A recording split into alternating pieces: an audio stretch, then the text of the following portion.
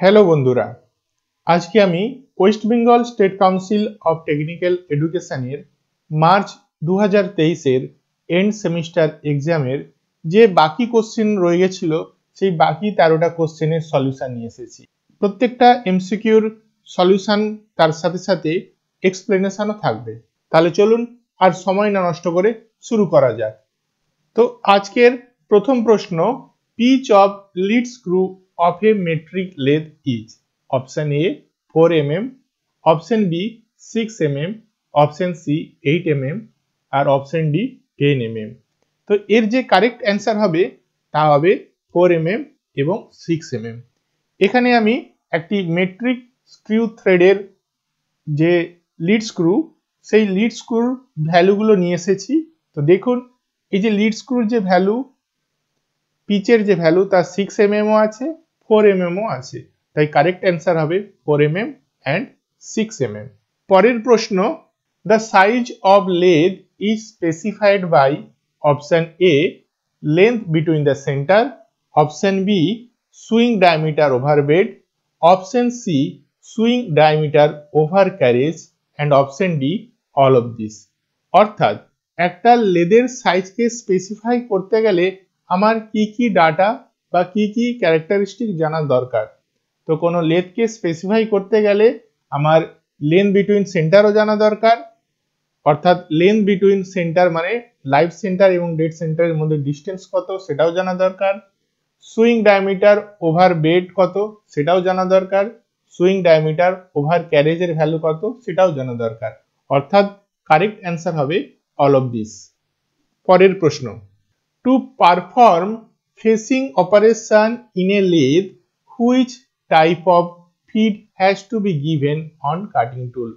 অর্থাৎ lathe machine টুলে কোনো জব পিসের উপরে যদি আমি ফেসিং অপারেশন করতে চাই তাহলে আমার কাটিং টুলকে কি ধরনের ফিড দিতে হবে।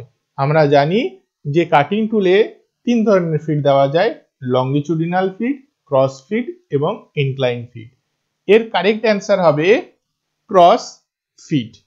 কারণ আপনারা ছবির মাধ্যমে দেখতে পাচ্ছেন ফেসিং অপারেশনে আমরা কাটিং টুলকে জব পিসের যে অ্যাক্সিস অফ রোটেশন সেই অ্যাক্সিস অফ রোটেশনের পারপেন্ডিকুলার ডাইরেকশনে মুভমেন্ট করাচ্ছি। Which specific gear is required in change gear for cutting metric thread in an English lathe. Option A gear of 20 teeth, option B gear of 40 teeth, option C gear of 80 teeth and option D gear of 127 teeth। এর correct answer হবে option D gear of 127 teeth. তো দেখুন, এক্সপ্লেনেশনে যাওয়ার আগেই আমি বলে দেই যে ইংলিশ লেদে যত ডাইমেনশন সমস্ত ডাইমেনশনই ইঞ্চ বা ফিট ইউনিটে দেওয়া হতো। তো দেখুন, আমরা একটা ইংলিশ লেদে মেট্রিক থ্রেড কাটতে চাই, কিন্তু ইংলিশ লেদের যে লিড স্ক্রু আছে সেই লিড স্ক্রুর যে ইউনিট সেটা কিন্তু ইঞ্চ ইউনিটেই আছে। তাহলে আমরা ধরছি যে একটা লিড স্ক্রু আছে এবং সেই লিড স্ক্রুর যে থ্রেড পার ইঞ্চের ভ্যালু হচ্ছে এন, অর্থাৎ 1 ইঞ্চিতে এন নাম্বার থ্রেড আছে। তাহলে 1 ইঞ্চিতে যদি এন নাম্বার থ্রেড থাকে তাহলে সেই লিড স্ক্রুর পিচের ভ্যালু কত হবে 1/TPI। আমরা জানি 1 inch is equal two 25.4 mm। তাহলে এবার আমি যদি ইংলিশ লেদে যে জব পিস আছে সেই জব পিসের উপরে যে থ্রেড কাটবো সেটা যদি আমি মেট্রিক ইউনিটে কাটতে চাই তাহলে আমরা থ্রেড কাটার যে ফর্মুলা সেই ফর্মুলা অনুসারে জানি যে driver teeth by driven teeth is equal to piece to be cut on work piece by piece to be cut in lead screw. এবার তাহলে সেটা কত, ওয়ার্ক পিসের উপরে আমি থ্রেড কাটবো তার পিচ পিএমএম, তাহলে লিড স্ক্রুর যে পিচ সেটা আমি আগে থেকে জানি 1/n এবং সেটাকে মিলিমিটারে কনভার্ট করতে গেলে 1/n ইন্টু 25.4, তাহলে এর যে ভ্যালু আসবে Pn/127, অর্থাৎ চেঞ্জ গিয়ারের মধ্যে 127টা টিথ থাকবে এরকম কোনো গিয়ার থাকা দরকার, তাহলেই কিন্তু আমরা ইংলিশ লেদের মধ্যে আমরা থ্রেড কাটতে পারবো মেট্রিক ইউনিটে। এরপরে আমরা পরের প্রশ্নতে যাচ্ছি। During machining cutting fluids are used for, machining এর সময় আমরা কাটিং ফ্লুইড কেন ইউজ করি? Option A cool the cutting tool, option B wash away the chips, option C cool the work piece, option D all of this. এটা খুবই সহজ প্রশ্ন। আমরা কাটিং ফ্লুইডকে এই তিনটে পারপাসের জন্য ইউজ করি, তাই কারেক্ট অ্যান্সার হবে option D all of this. আমাদের পরের প্রশ্ন, in which lathe operation the effective diameter of the job get increased? কোন অপারেশনে জব পিসের ইফেক্টিভ ডায়ামিটার বাড়ে? Option A turning, option B facing, option C grooving আর option D knurling. দেখুন, turning, facing আর গ্রুভিং তিনটাতেই কি হয় না, মেটাল রিমুভ হয়ে যায়, তাই এফেক্টিভ ডায়ামিটার বাড়বে না। কিন্তু নার্লিং অপারেশনে কিন্তু ম্যাটেরিয়াল রিমুভ হয় না। নার্লিং অপারেশনে জব পিসকে কি করা হয় না, রোটেট করানো হয়, চাকের মধ্যে জব পিসকে অ্যাটাচ করে সেটাকে রোটেট করানো হয় এবং সেই জব পিসের উপরে নার্লিং টুল দিয়ে আমরা প্রেস করি। এবার এই যে নার্লিং টুল, এই নার্লিং টুলে আপার সারফেস হয় ডায়মন্ড শেপ প্যাটার্ন থাকে অথবা লাইন থাকে, আর সেই নার্লিং টুল যখন রোটেটিং জব পিসের উপরে প্রেসার দেয় বা ফোর্স অ্যাপ্লাই করে, সেই প্রেসার বা ফোর্সের ফলে কি হয় না, জব পিসের যে সারফেস, এই জব পিসের সারফেসের যে ম্যাটেরিয়াল আছে সেই ম্যাটেরিয়াল কি করে, ডিসপ্লেসমেন্ট হতে শুরু করে, অর্থাৎ ম্যাটেরিয়ালের মুভমেন্ট হতে শুরু করে। আর তার ফলে দেখা যায় যে ম্যাটেরিয়ালের উপরে পোরশনে ডায়মন্ড শেপের প্যাটার্ন বা লাইন শেপের প্যাটার্ন তৈরি হয়। তার ফলে কি হয় না, জব পিসের ইফেক্টিভ ডায়ামিটার বেড়ে যায়। তাহলে আমরা বলতে পারি যে লেদ মেশিনে নার্লিং অপারেশনে জব পিসের ইফেক্টিভ ডায়ামিটার বেড়ে যায়। পরের প্রশ্ন, which allowance is incorporated in pattern making to compensate the shrinkage of metal during solidification? Option A machining allowance, option B distortion allowance, option C draft allowance, option D shrinkage allowance. তাহলে বলা হয়েছে প্রশ্নতে যে কি ধরনের allowance আমি provide করলে যে metal পিসটা যখন সলিডিফাই হয়ে যায়, তো সেই সলিডিফিকেশনের জন্য মেটাল পিসটা যে সংকুচিত হয়ে যায়, সেই সংকুচনের জন্য যে মেটাল ফাইনাল যে প্রোডাক্টটা তৈরি হবে সেটা আমার ডিজায়ার্ড শেপ সাইজ থেকে ডিফাইন্ড হয়ে যায়। তো সেই ডিফাইন্ড যাতে না হয় সেই জন্য আমাকে কি ধরনের অ্যালাউন্স প্রোভাইড করতে হবে? এটা অবভিয়াসলি হবে শ্রিঙ্কেজ অ্যালাউন্স। তার কারণ কি, যখন কোনো মল্টেন মেটাল পিসকে আমরা সলিডিফাই করি, তো সলিডিফাই হওয়ার সাথে সাথে তার ভলিউম কমে যায়, আর সেই ভলিউমটা যখন কমে যায় তার ফলে যে ফাইনাল অবজেক্টটা তৈরি হয়, সেই ফাইনাল অবজেক্ট কিন্তু ডিজায়ার্ড শেপ সাইজের থেকে ছোট হয়।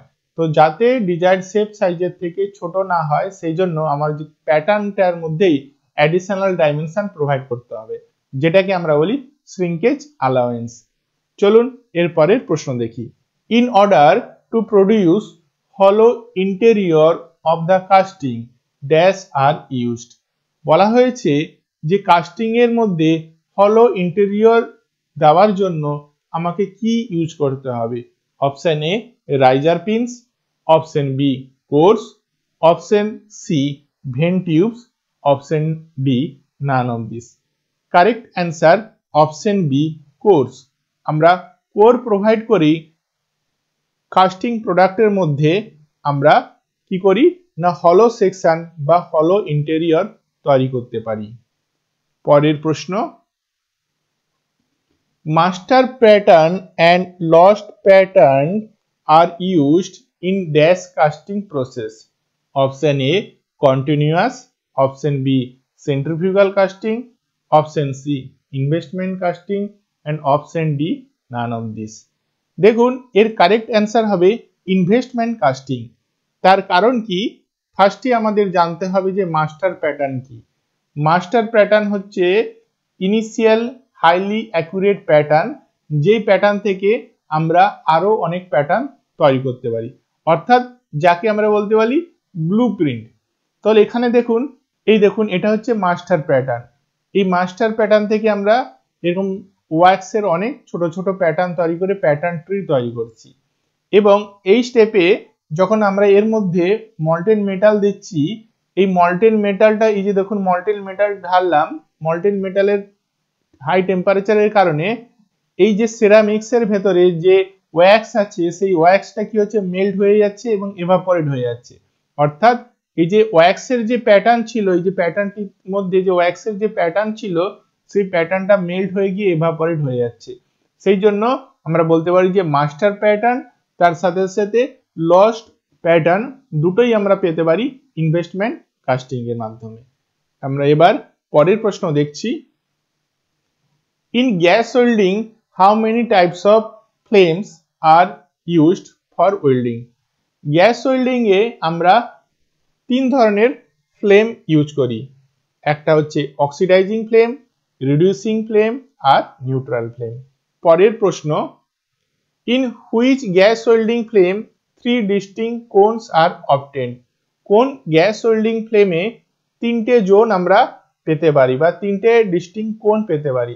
Option A oxidizing flame, option B carburizing flame, option C neutral flame and option D none of these. Correct answer option B carburizing flame.